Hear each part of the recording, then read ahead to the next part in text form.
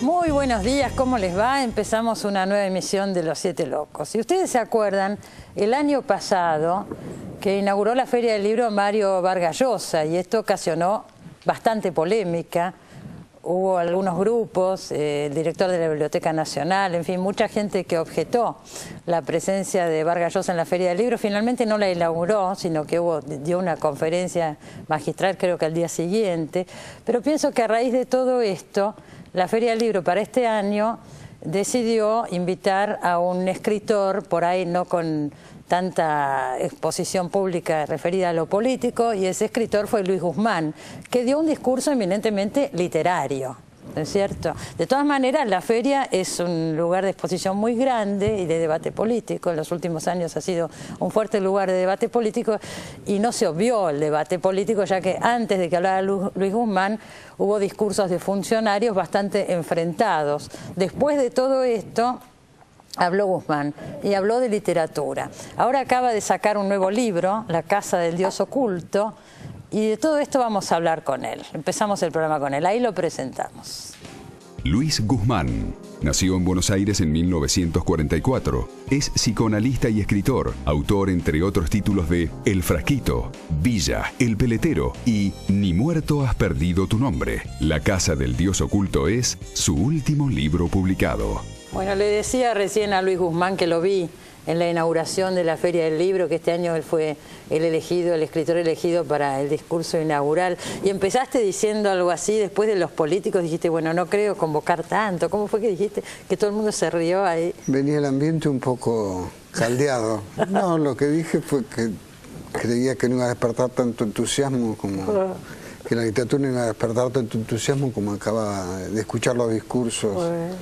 Y eso creo que distendió un poco el clima y hablamos de literatura, que creo que era lo que nos interesaba, y sobre todo yo tenía muy claro lo que quería decir, que era una cosa muy simple, que a mí los libros me habían cambiado la vida y que podía encontrar entre la audiencia, seguramente compartida, que había libros que nos habían cambiado la vida, desde Rayuela a otros libros, y personajes como La Maga o Erdosín o el personaje del extranjero, que era así, era verdad. Y es cierto, claro que es cierto. Yo me acuerdo que las chicas se vestían como La Maga de Cortázar. ¿Cómo no? ¿Cierto? ¿Cómo marcaban los libros? Sí, los libros argentinos, como los marcaban, bueno, o latinoamericanos, ¿no? Sí, los nombres, digo, los nombres de los personajes.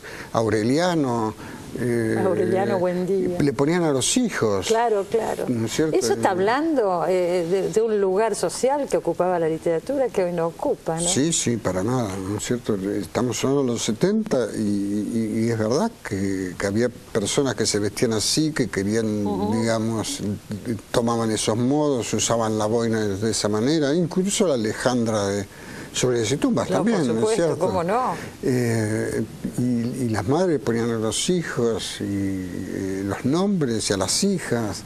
Sería largo hablar por qué se perdió. Era muy raro eso. Era raro, pero era un fenómeno de la literatura latinoamericana donde tenía una importancia que me parece que cambió, ¿no? Sí, sin duda cambió. Sería para hablar un largo rato por qué cambió, pero eso es una realidad y es así. Sí. Y vos reivindicaste de tu discurso eso, el valor de la literatura, cómo influyó en tu vida. Y a uno le da alegría escuchar esas cosas, porque claro, hoy la Feria del Libro fue tomada por discursos más políticos, entonces reivindicar también eso, ¿no? El lugar del libro, el valor del libro. Sí, eso es lo que yo pretendía, en el sentido que me parecía que, bueno, que la primera libertad que uno tiene es cuando uno aprende a leer, ¿no? Creo que ahí es una libertad y un misterio que se te abre, que es tan privado, y que de eso uno puede disponer y que no te lo puede quitar nadie. Obviamente. Vos contaste ahí que tu papá era imprentero. Y en tu casa tenías acceso a libros muy distintos. Sí, la biblioteca de los años 50, ¿no? Que mi padre era imprentero, trabajaba con el dueño del siglo XX, con Gregorio, con Schwarz. Y bueno, me traía libros tan eclécticos como Hacia la Zaratustra de Nietzsche, o La Sinfonía Pastoral de Gide, o Yo lo juraba de Mike Spillane. Y tu mamá leía bestsellers, entonces tenías también los bestsellers de mamá la era época. empleada pública y leía los bestsellers que se leían en ese tiempo, que podían ser Cronin, Lin Yutang, Claro. ¿no es cierto? Más un abuelo que leía novelas de aventuras, de piratas, y bueno, de ahí venía Salgar y las novelas del oeste y las novelas policiales. Y después tuve la suerte, digamos muy joven, 18 años, de llevarle mis textos al bibliotecario de Racing, del Club Racing. Eras de Racing. Era de Racing, soy. Sos de Racing. Y la persona esa era le llevé mis textos y muy buen lector. Entonces se dio cuenta que yo tenía una especie de realismo alucinado y exagerado, una especie de Castelnuovo y Bataille maldito, y él se dio cuenta y me empezó a dar lecturas que equilibraran, que regularan ese delicado equilibrio que es la literatura. Entonces ahí leí mucho Mujica Lainez, Mallea, Bioy Casares, leí Felisberto Hernández a 18 años por esta persona, Borges, ¿no? Que leí mucha literatura argentina gracias a esta persona, ¿no? Y bueno, porque si no yo, claro, iba a Los Siete Locos directo. Claro, ¿y cuándo empezaste a escribir? ¿Muy chico? Creo que empecé más o menos a los 16 años con cuentos, ya te digo, un poco entre fantásticos y un poco muy realistas, ¿no? Sí. Pero tu primera novela, la que trasciende, que es El Frasquito, no es realista, es más bien experimental. Sí, yo creo que El Frasquito es como, yo siempre digo que es como el Popol Vuh, es como un rezo, es algo que no podía haber sido escrito de otra manera, porque creo que lo experimental es a posteriori, es más de la lectura que de la escritura. Claro. Lo escribí como pude, creo que no podía haberlo escrito de otra manera, digamos, ¿no es cierto? Creo que la destreza literaria, la técnica literaria vino como muy a posteriori. Tenía esa impronta que tiene la infancia, con ese poder que tiene la infancia de aquello que vos o vistes o escuchaste, y eso es casi la voz narrativa, ¿no es cierto? Ese mito es muy difícil no solo de igualar, sino que tiene esa potencia, y creo que El Frasquito la tenía. No había muchos juegos. Pero digo, de todas maneras, en esa época tenías una revista literaria con Lamborghini, ¿me equivoco? No, teníamos una revista con Germán García. Y con Osvaldo Lamborghini. O sea, y desde ahí desplegaban una cierta teoría de la literatura. Totalmente, es así, digamos. Un poco contra el realismo, que era el realismo de la época. Sí, totalmente. Años 70, principios de los 70. Éramos furiosos defensores de lo que Nabokov diría el veneno al mensaje. Y la literatura realista y mimética con el referente, pero con escrituras muy distintas, como Germán García, que era escritor a Nina. Que ahora se reeditó a Nina. Sí, es por suerte, ¿no es cierto? ¿No? Me parece que está bien.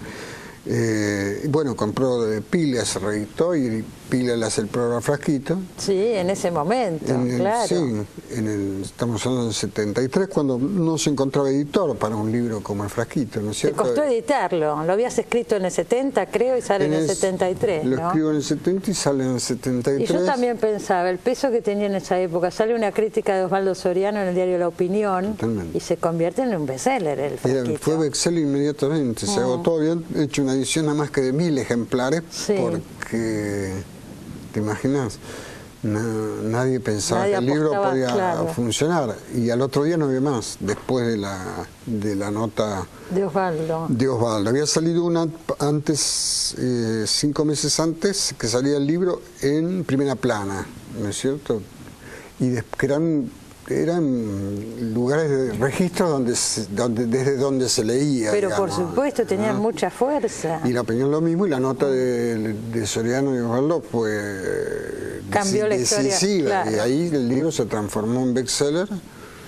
Para mí muy raro, porque yo todavía no, recién, sí, trabajaba hace un par de años en Fausto y Martín Fierro y el libro había salido de Excel. Librero. Era librero, Bueno. Lo vendía y a la vez que lo firmaba porque... Lo vendías y te pedían que lo firmaras, sí, todo sí, junto. era raro, la sensación fue muy rara. Después me fui cierto? acostumbrando, ¿no? Sí, sí, pero igual gracias- te marcó para siempre el Frasquito, ¿no es sí, cierto? sí, el Frasquito, hasta Villa fue mi primer nombre Claro, mi primer nombre literario. de autor, mi Sí. primer nombre literario. Sí, pero eran seguro. buenos tiempos de las librerías, porque bueno, todos éramos jóvenes y siempre pasaban a tomar un café, digamos, ¿no es cierto? Claro. Piglia, Germán, Claro, eran Osvaldo, lugares de reunión. Mazota, Manuel Puig, David Viña, Roa Bastos, cuando... Vivía acá en Buenos Aires, sí, vivió, claro, creo que sí. 30 años Sí, vivió Roa estamos en siempre Buenos en el Aires. café ahí. Claro, se en tuvo que ir Corrientes de Paraguay, de Talcahuano. Stroessner. Sí, estamos. Entonces circulaba mucha conversación literaria, mucha discusión, ¿no? De ahí lo que vos decís, la producción de esa revista Literal, que es un Literal poco se llamaba la revista. Sí, es un poco el producto de todas esas discusiones y tuvo una injerencia fundamental. Y sobre todo me parece que respetaba las escrituras de cada uno. Lo que Literal trataba era de crear un espacio de lectura para esos nuevos textos, ¿no? Hoy faltan revistas literarias, ¿no es cierto? Bueno, yo hago una de psicoanálisis con Jorge Gink y otra gente que va... Siempre mezclamos cosas de cultura, de literatura incluso. Hubo una traducción muy buena de Ana Livia Purabel de Joyce en distintos idiomas y la que nos tocó a nosotros en castellano, argentino, mejor dicho, la hizo Leonidas Lamborghini, Charlie Feiglin y Luis Chitaroni, que la publicamos en la revista, y la revista el año que viene va a hacer 30 años y vamos por los 60 números. O sea que se ha mantenido. O sea que a mí me parece que es importante eso, porque se debe mucho a la amistad y se debe mucho también a que si no las revistas forman parte de cuando el escritor todavía es joven, no consagrado, y una vez que logra como un nombre propio, la deja. Y me parece que, y acá seguirá. Que es bueno eso. Yo, si vuelvo al Frasquito, quiero recordar que se publicó en el 73, pero creo que fue en el 77 que fue prohibida el Frasquito, por inmoral. Sí, fue prohibido en el 77, justamente, en enero del 77, por inmoral, por la Liga de Más de Familia. El otro día conversaba con Cecilia Psap, digamos, porque justamente nos encontramos y era ella que había venido a la librería Martín Fierro. Yo ya le había sacado el libro de circulación, había sacado ese y Sebregón y retrocede, de Lamborghini, y ese día me habían prohibido un libro de Reina Roffé, Monte de Venus, que estaba en la vidriera, porque había disposiciones en la municipalidad que vos tenías que tener los libros, algunos los podías tener en la estantería, otros los podías tener en la vidriera, otros los podías tener en el estante. Había grados. Había grados de censura, digamos. Bueno, y ese había quedado en la vidriera y la mujer, la inspectora, me levantó ese libro. Entonces yo justo le estoy regalando el libro a Cecilia, Brillos, que otro libro mío que había salido en el 75, y Cecilia me dice, no, yo quiero el Frasquito. Entonces yo lo fui a buscar adentro, una trastienda, una especie de, como la novela del agente secreto de Conrad, atrás, y la traje, y en el momento que se lo voy a dar, aparece una señora atrás y me dice, deme ese libro porque ese libro está prohibido. Y yo le digo, no, bueno, prohibido no, pero no sé qué. Ese libro lo estamos buscando. Entonces yo le digo que no está a la venta el libro. Sí, pero si está en la librería me lo tiene que dar. Yo no le digo nada que lo escribí. Entonces le digo, no, pero yo se lo estoy regalando. Entonces me dice, buena porquería regala. Y yo no le digo nada hasta ese momento, que soy el autor, el que cometió el hecho. Entonces, porque no quería que lo prohibieran. Entonces le digo, pero si ya se llevó un libro del de Reina Roffé. Entonces vamos caminando hacia el fondo de la librería y le digo, ¿pero qué me va a pasar? Le digo, ¿qué va a pasar con el libro? Y dice, pregúntele a Medina, Enrique Medina, que le habían prohibido Las tumbas y una serie de libros. Y dice, pregúntele a Medina, dice, que ahora escribe cuentos para niños para engañarnos. Entonces llegamos al fondo y yo le digo, bueno, pues yo cambié ahora, no escribo más así. Entonces le leo un párrafo del nuevo libro, que era Brillo, muy borgiano, muy Sardú, y me dice, usted es un degenerado. Así de una.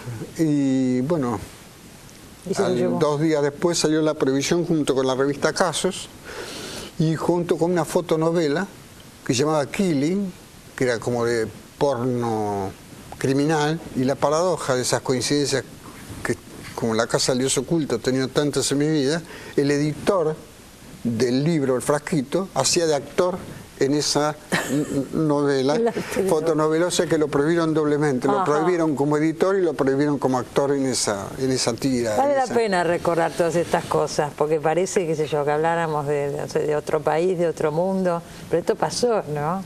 Y sí, la censura operaba, y sobre todo con libros, digamos, que tenían cierta circulación, ¿no es cierto? El Fjord no corrió esa suerte simplemente porque no tenía una circulación más Lamborghini secreta, ¿no es cierto?, en ese momento. Pero El Frasquito había sido bestseller. Claro, en ese momento fue bestseller. Yo quiero que hablemos un poco de La Casa del Dios Oculto, que recién la nombraste, que es el último libro que salió ahora de Luis Guzmán. Ya me están haciendo señas para ir al corte, por eso me apuro, porque tendríamos mucho más tema. Y acá me llamó la atención, son relatos, pero relatos encadenados, o sea, el narrador es siempre el mismo, ¿no es cierto? Y las historias se relacionan unas con otras. Totalmente, y sí, el narrador yo creo que es siempre el mismo, y me traté de guiar por, me parece, 2 o 3 parámetros, ¿no es cierto? 3 registros, que me parece, uno es el misterio. Sí. Por lo tanto hay bastante suspenso, me parece, en los textos, y el misterio nunca se explica por una sola resolución. Por eso no es una novela policial, no es que hay una resolución, sino hay un misterio, y el misterio queda siempre más bien abierto a más de una interpretación, ¿no es cierto? Las otras fueron, digamos, el viaje como relato está muy presente, ¿no es cierto? Los viajes a Sicilia, los viajes a Estambul, ¿no es cierto? Y las distintas cosas que uno encuentra, y fundamentalmente yo me he perdido mucho en los viajes, ¿no? Por ir a visitar generalmente la tumba de los escritores, y creo que ese es el otro registro que tiene el libro, ¿no? El misterio, el viaje y las religiones, y algo del orden de lo esotérico en el sentido de lo secreto, ¿no es cierto?, de ese mundo tan particular que yo creo que ya está en El Frasquito, pero como dice Gombrowicz, uno escribe siempre el mismo libro, solo que de distinta manera, ¿no? Bueno, de todas maneras, y con esto ya me voy, pero en Villa hay un corte, vos mismo lo dijiste hace un ratito. En Villa hay una historia, hay un enigma que se resuelve de alguna manera, ¿no es cierto? Esto es un libro mucho más abierto, es como volver un poco a lo experimental. Totalmente, a volver a la rueda de Virgilio. Villa no permite concesiones, en el sentido que hay que, o el peletero, hay que administrar mucho, y yo cada vez no puedo escribir sino con la trama, y eso es muy importante. Lo aprendí de Graham Greene. Yo no pienso como un personaje. O sea que a lo largo de mi novela, de mis libros, he sido pesista, he sido espiritista, y vaya a saber las cosas que sé. Pero en este, sin embargo, en La Casa del Dios Oculto, uno tiene la sensación, vos me dirás si me equivoco, pero hay muchos elementos autorreferenciales. Estás hablando de vos en muchas partes. Totalmente. Inclusive yo aparece creo que la figura de tu madre, por ejemplo. Sí, a mí digamos, la figura de mi madre aparece en este libro y en Los muertos no mienten, digamos, y es absolutamente autobiográfico, siempre con ese, digo yo, ¿no?, con ese límite que el estilo le impone a la confesión. El libro no es confesional, no, por favor, ¿no? Tiene cierta distancia, pero a su vez es muy emotivo, y porque es muy lírico el libro. Entonces me parece que permite la emoción también, ¿no? Cosa que a veces se pierde un poco. Sí, o la literatura, viste que hay como una cosa, no meterse con los sentidos. Pone a distancia del procedimiento que deberíamos volver a recordar, sobre todo teniendo escritores como Borges, ¿no? Que la emoción siempre estaba ahí a flor de piel, por lo menos cada vez que yo lo leo me emociona. ¿Seguís trabajando como psicoanalista? Sí. ¿Tenés tus pacientes? Sí, sigo trabajando. Es parte de mi vida, como yo digo, ahí en La Casa del Dios Oculto. ¿Por qué uno escribe? Porque escribir es como respirar. Y trabajar de psicoanalista también para mí es parte de mi cotidianeidad. Es un trabajo muy distinto en función de que yo siempre pongo un ejemplo poético que me gusta, que es el de Mallarmé. Mallarmé dice: el que realiza el acto poético se suprime en tanto yo. Analizando uno trata de suprimirse como persona, con sus cuestiones, sus mitologías, sus temas, sus problemas, ¿no es cierto? Y la gente siempre te pregunta: ¿y te inspirás en las historias de los pacientes? Y no, primero por respeto, segundo por abstinencia, tercero creo que porque me sobra imaginación, y como dice Chitarone, mira, vos no necesitas. Ahí está. No necesito que me cuenten historias, yo me las imagino. Luis siempre me dice: ni viajes en taxi, nada. Porque te sobra, dice. Más bien tengo que administrar. Claro, totalmente. Muchas gracias por haber venido, Luis. Muchísimas gracias a vos. Y felicitaciones por el libro. Muchas gracias. Nos vamos al corte, no se vaya, ya volvemos.